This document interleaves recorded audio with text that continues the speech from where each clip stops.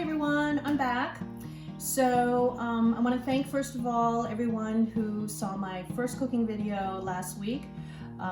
We are now on to week 4 of the coronavirus pandemic where we're all stuck at home, and at friends and family's requests I'm making a second cooking video.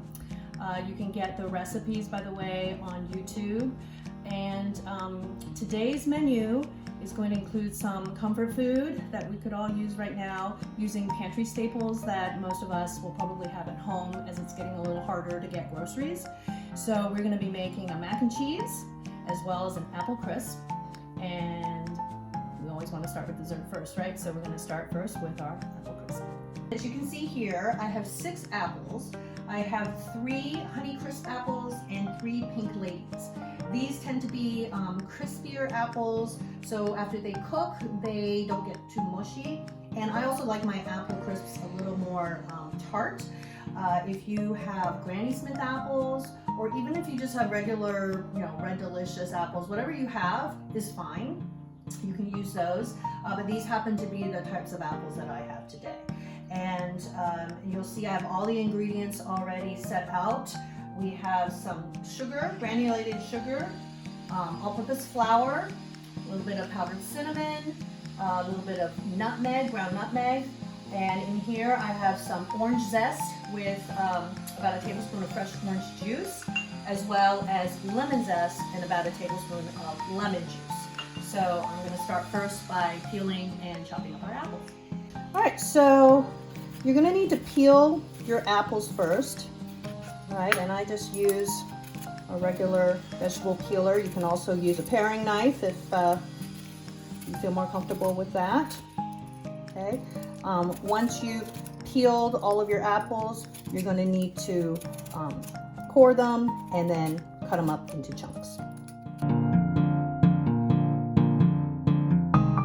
So as you can tell, I've peeled the apple and now I'm going to core it. What I like to do is first cut it in half and then cut it into quarters, and it's really quick and easy if you then just take your knife on an angle, cut through the core of one of the quartered pieces, and it's clean.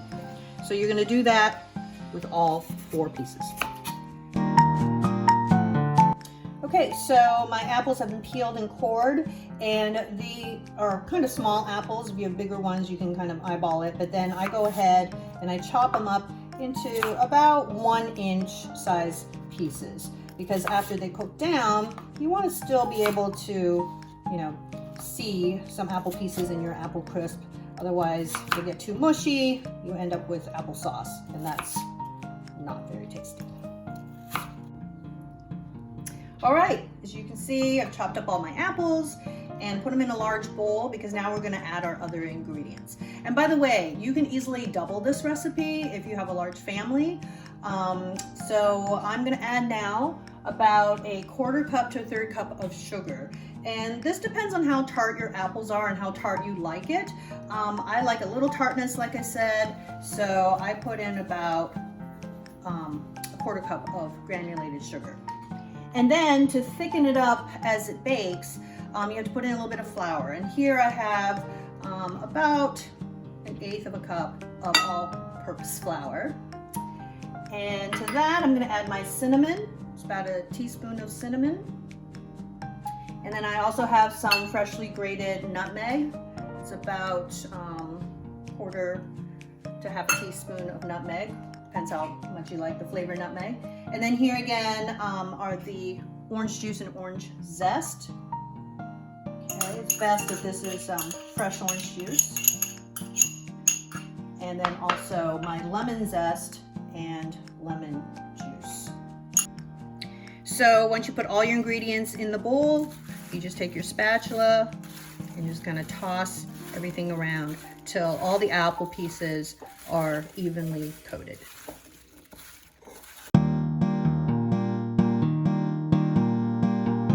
Okay, so that looks pretty good. And then you're going to just let this sit while you make the crisp topping. All right, so now we're going to make the crisp topping. And I've got my Mixer here again, fitted with the paddle attachment this time. I'm going to put in first some all-purpose flour. And I'm going to add some granulated sugar. And I'm also going to add some lightly packed light brown sugar. There we go. And a little bit of kosher salt. To that, I'm going to add some whole oats. And then this is 1 stick of unsalted butter that I've diced up that I'm going to dump in here as well. You're going to mix all this together until it forms a coarse, crumbly mixture, and the butter pieces are kind of pea-sized.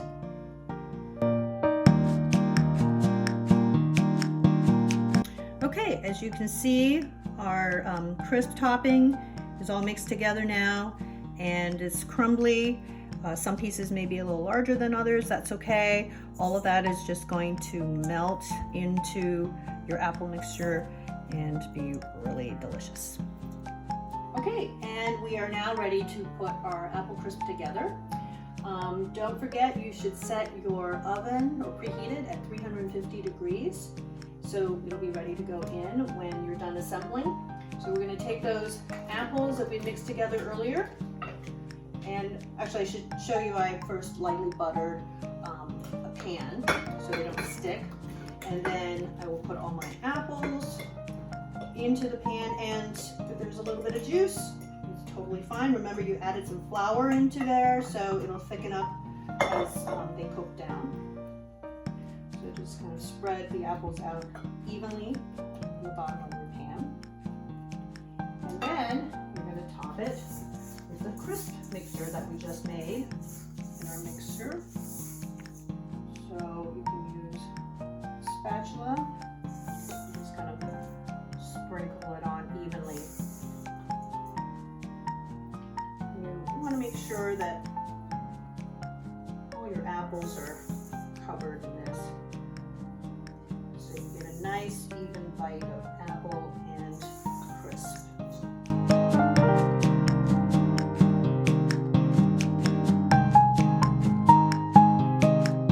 Okay, so our apple crisp is all assembled, and you're going to want to bake this in a 350 degree oven for about 45-50 minutes, up to an hour depending how hot your oven is. But basically you're looking for a crisp brown topping, and you should be able to see some of the apples bubbling along the sides, and that'll mean that it's ready. And also you'll be able to smell it. All right, it's smelling really good in here. You can smell the cinnamon and the sugar and the apples all melting together, so let's take it out here. Oh, look at that. Golden brown, bubbling, right? That's what you're looking for. All right, so this is done. You can see it bubbling around the edges and in the center there. Your crisp topping is nice and golden brown. You want it to rest now a little bit. It's super hot. You don't want to eat it right now. It's going to burn your tongue. But if you have some vanilla ice cream or whipped cream you want to put on it, great. Or you could just eat it as is with a big spoon. Is it good? Mm-hmm. Yeah. So good. Comfort food at its best. Enjoy, everyone.